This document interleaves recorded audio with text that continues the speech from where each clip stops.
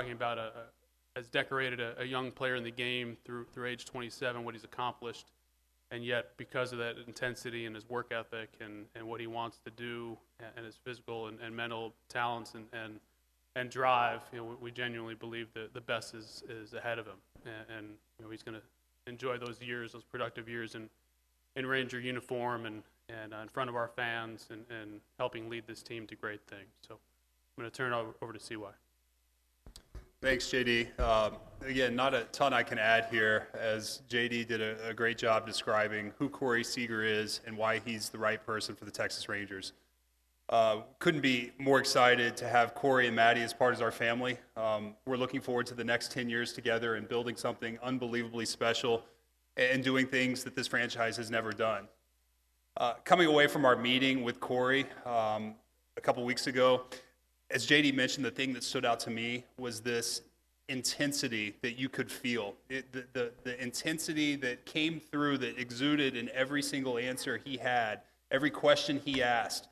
Corey is someone who is committed to greatness, who is an unbelievable competitor, who does everything he possibly can do to be successful, and inspiring his teammates to be the same. And I think that's why he's a perfect fit for our organization. As I said, today's a very, very special day, and it gives me great pleasure to introduce our new shortstop, Corey Seager.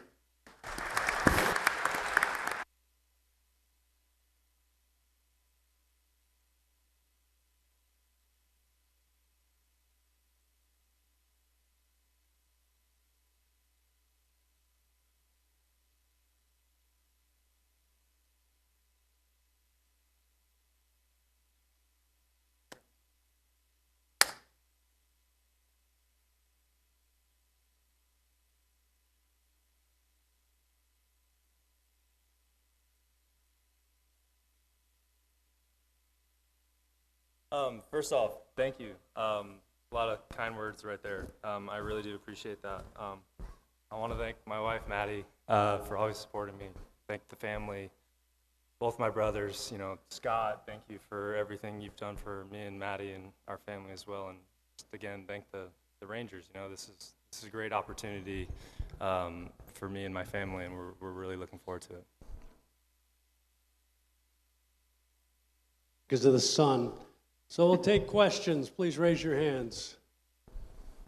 We'll start with Emily. Corey, when you kind of entered into this process and knew that it was coming, where did this organization fit in? Did the relationship with Woody play into it a ton, I would assume? And kind of how did things evolve for you and for Maddie together as a family? Yeah, it played a huge part. I've known Woody for a long time. He had both my brothers too. And knowing his drive, knowing his effort level that he put forward, and knowing how he wants to run a team and how his vision was for a team, it played a huge part. And then once I got in the room, hearing CY and hearing JD talk, and everybody was on the same page, everybody was aligned in their thinking, and it aligned with how me and Maddie approach our life, our team, our everything. So it was pretty impressive, and we were blown away leaving that meeting. Such a young player, but to have had the experiences that you've had so far in your career, how valuable will those be now in trying to build and get to the ultimate destination here? Yeah, absolutely. I was fortunate enough to be drafted by a team that won right away. You grow up fast, you learn how to be a professional, you learn how to do it the right way. We made that an important thing over there. Bringing a title back to LA was a huge accomplishment. Oh my goodness. Nervous if you can't tell. It was exciting for us. I'm not even gonna try to say the word again. But to be able to do that and to learn from those experiences and to be able to grow from those experiences and to be able to bring them over here, I'm very excited about it. Let's go to Evan. Corey, how did the Rangers present their case for you to come here to you? And there's some challenges. I mean, I think everybody understands that. But how did they present those challenges of what the team is facing, and how did that kind of sit with you? They were straightforward. They were very open and honest about how many games they lost and where they're at in their organization right now, and where their vision is for the organization. And that's something that we wanted to embrace. That's something that I enjoy. You know, I enjoy the work of it, the grind, the passion for the game, the do it the right way, and to have the right people. You know, it always comes down to people, and these guys sitting up beside me are great people, and they have a great vision for this organization, and I was really excited to be a part of it. Jeff.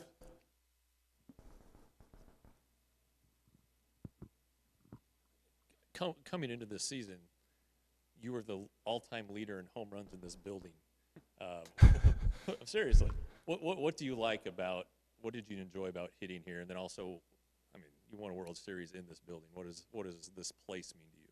Yeah, you know, it was a fun time in my career during that. You know, we were seeing the ball all right that little stretch through that postseason. But you know, the place is great. You know, they built a beautiful stadium. They built a beautiful clubhouse. They thought of everything you can think of to need to be able to perform that night. And it's inspiring. It shows you the direction they want to go. That they're all in. They're ready to move forward with this, and they're ready to turn this organization around. And it's exciting. Chris.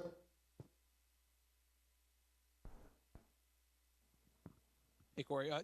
Obviously, you played on a really good team with the Dodgers, but we just talked to Marcus, and the two of you up the middle. How do you feel going into that, being able to play alongside a player who's finished third in the MVP voting in the last 2 full seasons? Yeah, you know, how can you not be excited about that?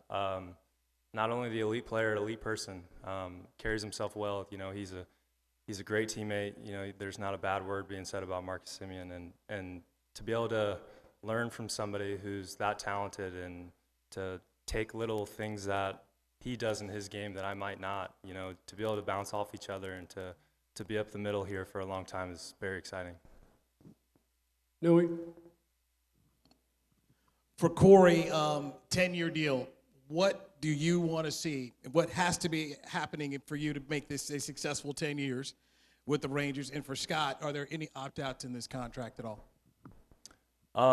Believing in the people. It always goes back to the people. You know, culture's built by people. And hearing these guys talk and knowing Woody and knowing what they're about and where they want to go, it really hit home. You know, it's going to be a challenge. You know, we got some work to do, and they've already done that. You know, going out and getting guys like Semien, like Cole, like John Gray. You know, that's the first step in building a winning organization, is going out and getting guys to be leaders, know what it's like to be there, and to be able to perform and to change and to learn from each other and to teach younger guys. You know, that's what it's all about here, and we're up for the challenge. Let's go to Stefan. John, we had a second Oh, half I'm to that sorry. question. Ironically, the opt-out began in Texas, and for Corey and Maddie, their calling to me and direction was to opt into Texas, and they plan to be here for the full 10 years. No. Okay, sorry, Stefan. Corey, how important was the idea that this club, that you weren't just going to be the lone pillar taken in this offseason? How important was that aspect of it for you? Oh, sorry. Yeah, it probably was the most important. You know, this is baseball. You know, you need a lot of guys. One guy's not going to be able to carry a team like that. You know, you can set a foundation and feel like you're guiding a team in the right direction, but it's going to take a lot more than one person. Go back to Jeff. Then over to Skylar. Can you give a quick scan report on what it's like to face John Gray? He's good. Simple as that. You know, he's effective. The way he mixes pitches, mixes speeds. He knows how to use his fastball. He doesn't have to rely on it if it's not there, but he knows how to use it when it is. He's a guy that he's kept me off balance kind of my whole career. You know, it's been a little bit of a cat and mouse game with us so far, but it's a lot more exciting to be behind him than definitely in the batter's box.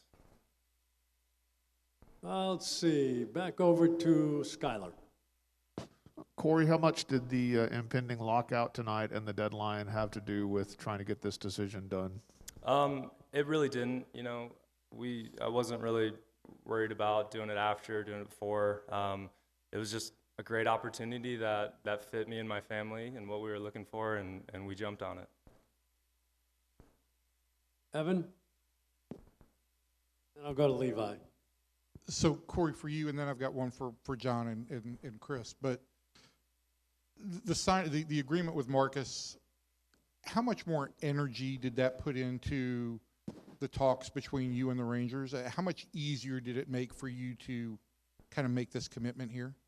Extremely, with all three of them so far. That was my biggest concern with them going in the meeting was it can't just be me. It takes a whole clubhouse. It takes going out and getting guys when you need them, and they've proven that so far, and it was really exciting to see. And John and Chris, for both of you guys, when you did get Marcus to commit, and I know you had gotten Cole already, but when you got Marcus to commit, how much more did you feel like that drove further the talks that you were having with Corey and with John?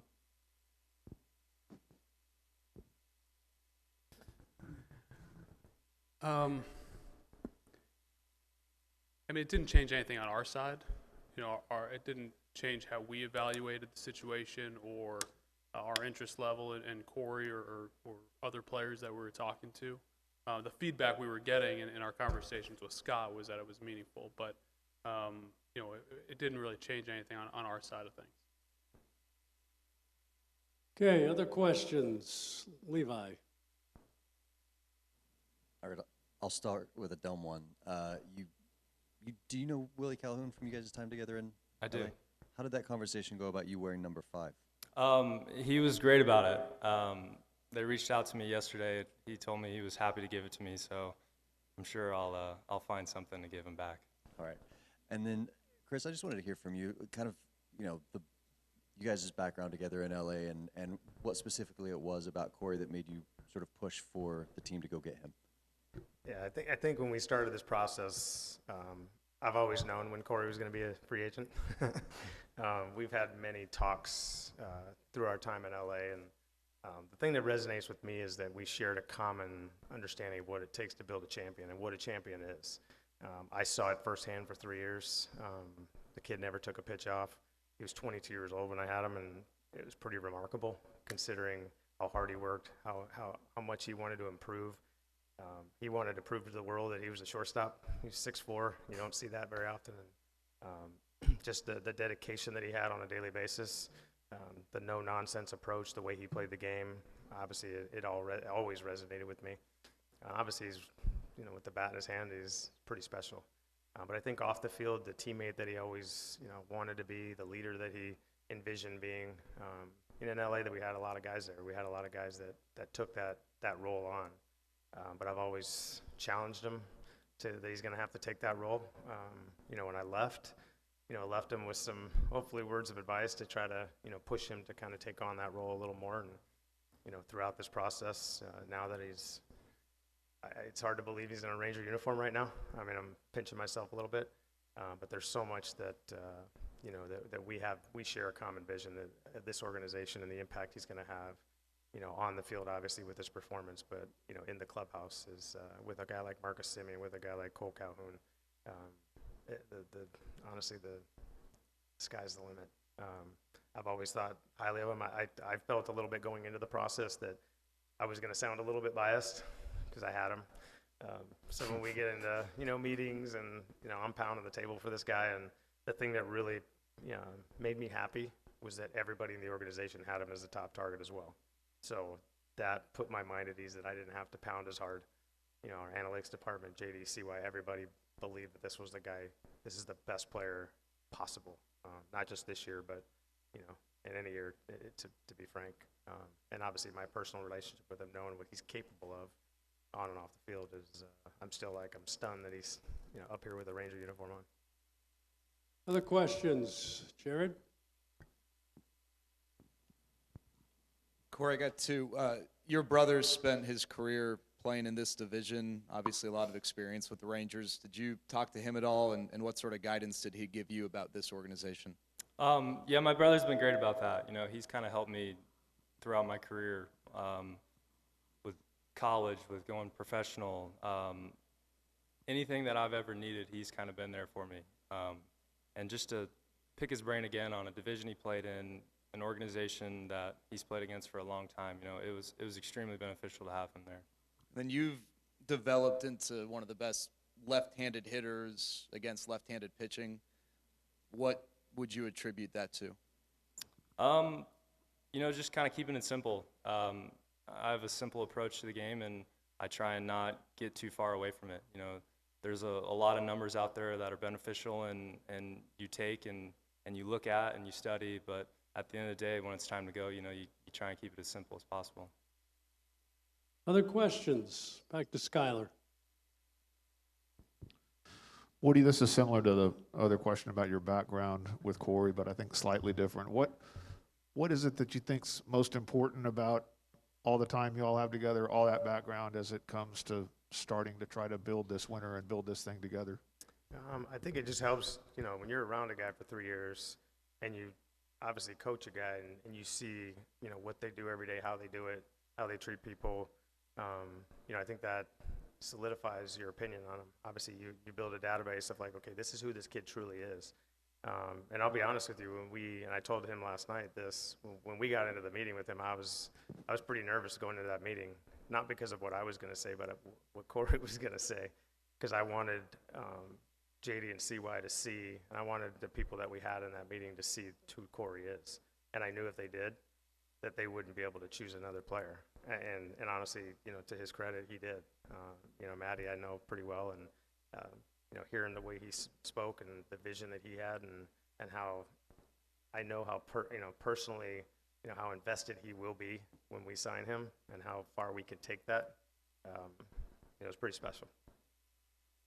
Jonah. For Corey and Chris, if you could actually elaborate on your kind of personal friendship, relationship, maybe outside of baseball, how long y'all have known each other, family dynamics, and maybe what role that kind of played in you ultimately making this decision. Well, I think he first met Kyle when you were still playing, and then he actually coached Justin first in the minor leagues, and Kyle in the big leagues with the Mariners, and then he came over in 16 with us with the Dodgers. So the whole family knows him. He got a taste of all three of us. Don't make him ask who his favorite is too. I don't know if I want to know. But no, it was a huge part. He's honestly one of my favorite people in baseball. Getting to know him over the years, picking his brain, how much he's helped me, how much he knew playing shortstop meant to me, and for him to have the same drive and the same effort that I did as a player as a coach to help it was huge. It made you trust him that much more and that much better, and knowing that he's gonna always try and help. It might not be something you want to hear. It might be not how you think you should play, different positions, different plays, but having the faith and the trust in him to know that he's looking out for me and he thinks it'll be beneficial, and to trust that and to see it come to fruition and to be able to compete and everything like that. Just it was huge. It was a huge part of this decision for me. Let's go over to Evan and then Jeff. John, can I answer that one too? Oh, I'm sorry, sure. You're good. So yeah, it's kind of funny how Justin was the first Seager I coached, and I coached all three. So it's pretty amazing to think that, and I know obviously the family well, know the parents well, and once you start to get to know, the inner workings of that family, you meet the parents and you realize, okay, I see why these kids are the way they are. Kyle was tough to coach. He would challenge you the same way Corey did. I'll never forget Corey. I asked him, he's standing up when he threw, and I wanted him to get to throw a little bit more uphill, and it doesn't make sense to me. Like, I need to say it a different way.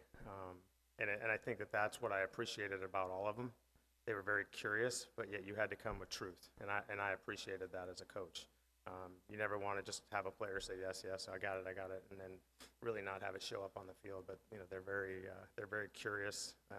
Their attention to detail is like no other players I've ever been around.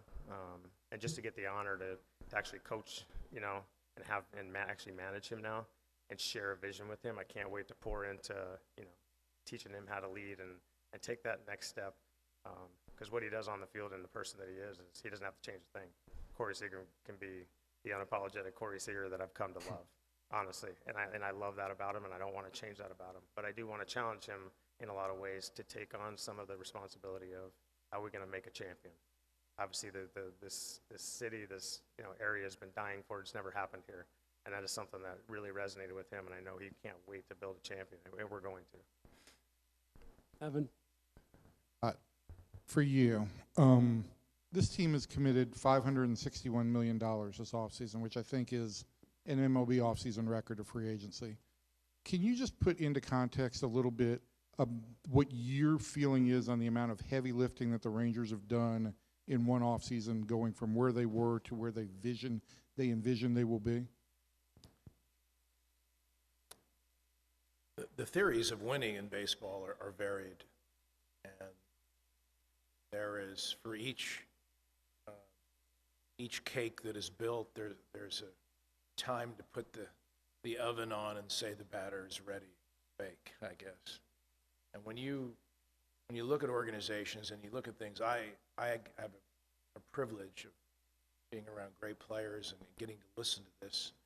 You hope you see the theory of something that is based upon a number of factors, and that is probability, the player and character within a locker room to execute championship level play, the desire to develop players below that will provide the depth, and also the confidence from ownership down below that this is something that, while as difficult as it is, momentum flows.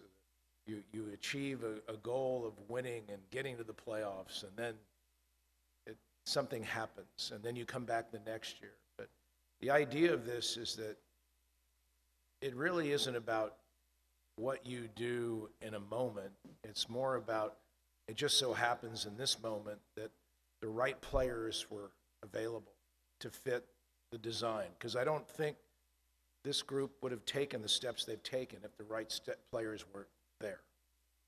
For me, knowing what you want, knowing why you want it, and knowing how it fits the plan, it just so happened that these extraordinary men were available at one moment. And I credit all of them that they didn't let that interfere with their goal. And most organizations probably would not take that step, even though they would want to. It says a lot that who they are, the players, and the fact that they really felt that this group was ready for them at one time. And last question for John and maybe Woody, because both of you guys have used this word on multiple occasions today. You've used the word pillar, and I'm just curious how you would define pillar in these terms. I'd love to. I think when we use that word, when you use that word, I think you look at like just a stable force, in the organization, and I think that what stands out to me, with Corey and Marcus is they both want to be that. They're not shying away from that. There's a lot of great players in this game that I've played with, that I've coached, that I've seen, that I've heard about, that don't want that responsibility.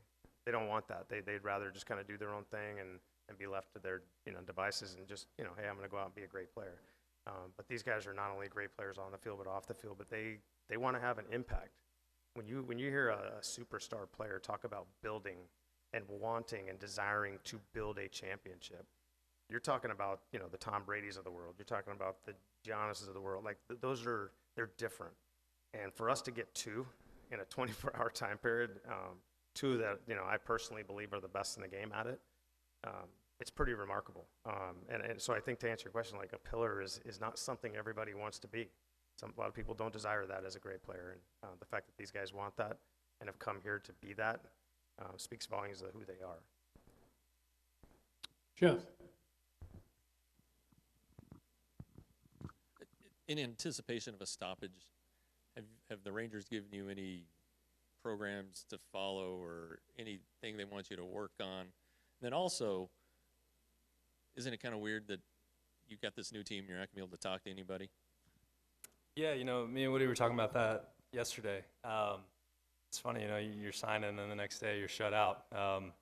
But you know, they've been great. They've been up front with me from the start. I know what to expect from them. They know what to expect from me, and I think we have a great relationship in that. They know I'm going to come prepared. They know I want to be prepared, and we're going to do everything to be prepared. Anything else? Okay. Thank you very much.